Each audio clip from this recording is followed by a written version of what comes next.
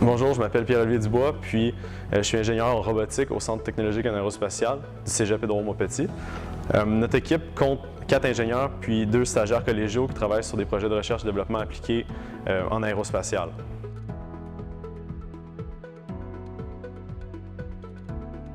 Mon principal sujet de recherche, c'est le grenaillage robotisé. Donc, le grenaillage, c'est un procédé qui consiste à projeter des billes sur une surface pour modifier soit la géométrie ou les propriétés mécaniques.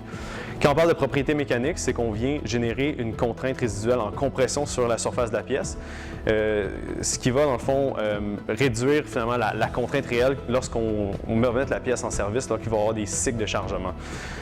Puis ça, éventuellement, ça va retarder la propagation de fissures puis augmenter la durée de vie de la pièce. Notre équipe travaille principalement sur la robotisation des procédés qui sont importants en aérospatial, comme par exemple l'usinage, le formage par grenaillage, le grenaillage de précontrainte et puis le contrôle non destructif. Au CTA, on a plusieurs cellules robotisées. Donc, la première, c'est une cellule d'usinage coopératif où on a 2 robots qui vont pouvoir venir usiner une pièce. Donc, on a un premier robot qui fait le maintien de la pièce, puis un second robot qui va venir usiner la pièce. Ce genre de configuration nous donne beaucoup de possibilités en termes d'optimisation. Notre deuxième cellule, c'est aussi une cellule d'usinage, mais de pièces un petit peu plus, en fait, d'usinage plus léger. Sauf qu'on a un système de vision stéréoscopique dans cette cellule qui nous permet de voir la position du robot en temps réel, puis de faire de la correction. Notre troisième cellule, c'est une cellule intelligente où est-ce qu'on a une machine-outil à commande numérique, puis une station de métrologie. Dans le fond, grâce au robot, on va pouvoir interagir justement avec les 2 appareils. Donc, par exemple, usiner une pièce, aller faire la métrologie, puis corriger finalement l'usinage. Puis notre dernière cellule, c'est une cellule de contrôle non destructif.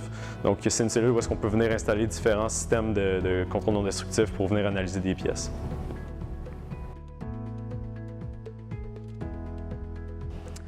Ce qu'on fait en automatisation du grenaillage est important parce qu'en fait, on cherche à pallier des problématiques réelles de l'industrie, comme par exemple au niveau de la formation des opérateurs. Donc, former un opérateur qui va faire du redressage de panneaux, c'est environ 5 ans pour qu'il soit vraiment autonome. Ensuite aussi, c'est au niveau des risques de troubles musculo-squelettiques. Compte tenu que c'est des positions qui sont inconfortables, qui ne sont pas ergonomiques, il y a un réel risque de blessure des opérateurs. Puis finalement, c'est au niveau de la qualité. Le redressage qui est fait d'un opérateur à l'autre ne va pas avoir la même qualité. Donc, c'est important parce qu'il faut ramener ça en fait à un certain standard. Donc, ça, c'est pour le grenaillage, le formage par grenaillage. Au niveau du grenaillage de précontrainte, c'est important parce qu'en ce moment, le procédé n'est pas vraiment rentable.